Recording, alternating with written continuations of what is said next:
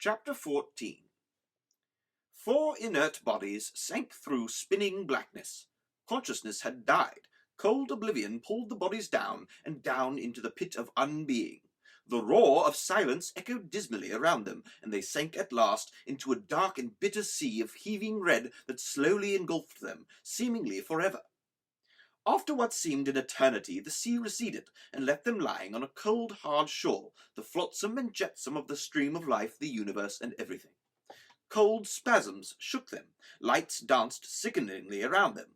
The cold, hard shore tipped and spun and then stood still. It shone darkly. It was a very highly polished, cold, hard shore. A green blur watched them disapprovingly. It coughed. "Good evening, madam, gentlemen," it said. "Do you have a reservation?" Ford Prefect's consciousness snapped back like elastic, making his brain smart. He looked up woozily at the green blur. "Reservation?" he said weakly. "Yes, sir," said the green blur. "Do you need a reservation for the afterlife?" In so far as it is possible for a green blur to arch its eyebrows disdainfully, this is what the green blur did now. "Afterlife, sir," it said. Arthur Dent was grappling with his consciousness the way one grapples with a lost bar of soap in the bath. "Is this the afterlife?" he stammered. "Well, I assume so," said Ford Prefect, trying to work out which way was up. He tested the theory that it must lie in the opposite direction from the cold, hard shore on which he was lying, and staggered to what he hoped were his feet. "I mean," he said, swaying gently, "there's no way we could have survived the blast, is there?" "No," muttered Arthur. He had raised himself onto his elbows, but it didn't seem to improve things. He slumped down again. "No," said Trillian, standing up. "No way at all." A dull, hoarse, gurgling sound came from the floor. It was Zaphod Beeblebrox attempting to speak. "I certainly didn't survive," he gurgled. "I was a total goner. Wham, bang, and that was that." "Yeah, thanks to you," said Ford. "We didn't stand a chance. We must have been blown to bits, arms and legs everywhere." "Yeah," said Zaphod, struggling noisily to his feet. "If the lady and gentleman would care to order drinks," said the green blur, hovering impatiently beside them. "Kaplow, splat," continued Zaphod. "Instantaneously zonked into our component molecules. Hey, Ford," he said, identifying one of the slowly solidifying blurs around him. "Did you get the thing of the whole universe flashing before you?" "You got that too," said Ford. "Your whole life?" "Yeah," said Zaphod. "At least I assume it was mine. I spent a lot of time out of my skulls, you know." He looked around him at the various shapes that were at last becoming proper shapes instead of vague and wobbling, shapeless shapes. "So," he said. "So what?" said Ford.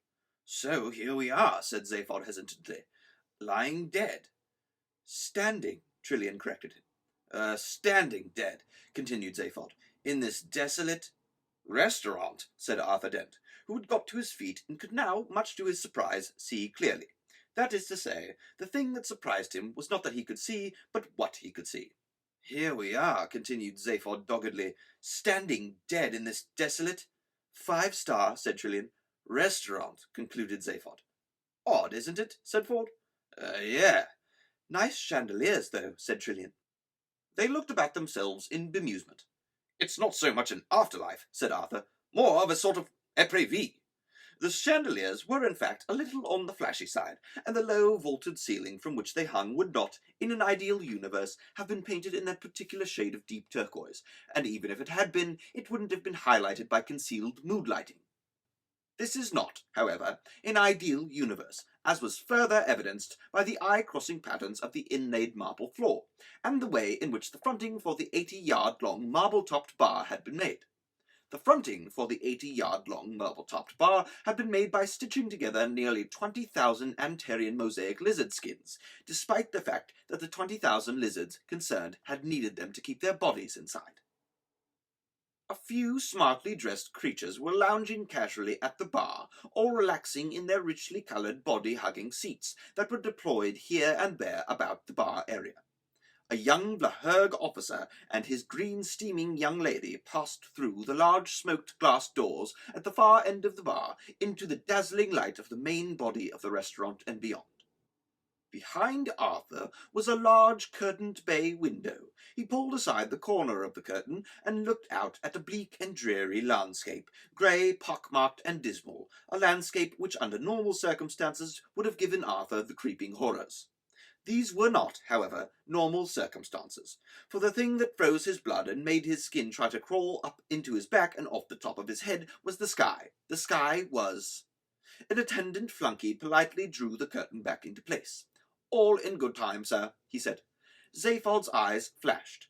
"Hey, wait a minute, you dead guys," he said. "I think we're missing some ultra-important thing here, you know. Something somebody said and we missed it." Arthur was profoundly relieved to turn his attention from what he had just seen. He said, "I said it was sort of a yeah, and don't you wish you hadn't?" said Zaphod. "Ford, I said it was odd. Yeah, shrewd but dull. Perhaps it was..." "Perhaps," interrupted the green blur, who had by this time resolved into the shape of a small, wizened, dark-suited green waiter. "Perhaps you would care to discuss the matters over drinks?" "Drinks!" cried Zaphod. "That was it. See what you miss when you don't stay alert." "Indeed, sir," said the waiter patiently. "If the lady and gentleman would care to take drinks before dinner—" "Dinner!" Zaphod exclaimed with passion. "Listen, little green person, my stomach could take you home and cuddle you all night for the mere idea." "And the universe," continued the waiter, determined not to be deflected on his home stretch, "will explode later for your pleasure." Ford's head swiveled slowly towards him. He spoke with feeling. "Wow," he said. "What sort of drinks do you serve in this place?" The waiter laughed, a polite little waiter's laugh. "Ah," he said, "I think sir has perhaps misunderstood me." "Oh, I hope not," breathed Ford. The waiter coughed, a polite little waiter's cough. "It is not unusual for our customers to be a little disoriented by the time journey," he said. "So, if I might suggest—" "Time journey?" said Zaphod. "Time journey," said Ford. "Time journey," said Trillian. "You mean this isn't the afterlife?" said Arthur. The waiter smiled, a polite little waiter smile. He had almost exhausted his polite little waiter repertoire, and could soon be slipping into his role of a rather tight-lipped and sarcastic little waiter. "Afterlife, sir?" he said. "No, sir." "And we're not dead," said Arthur. The waiter tightened his lips. "Aha, ha," he said. "Sir is most evidently alive, otherwise I would not attempt to serve, sir." In an extraordinary gesture, which it is pointless attempting to describe, Zaphod Beeblebrox slapped both his foreheads with two of his arms and one of his thighs with the other.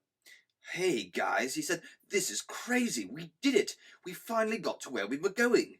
This is Milliways." "Milliways," said Ford. "Yes, sir," said the waiter, lying on the patients with a trowel. "This is Milliways, the restaurant at the end of the universe." "End of what?" said Arthur.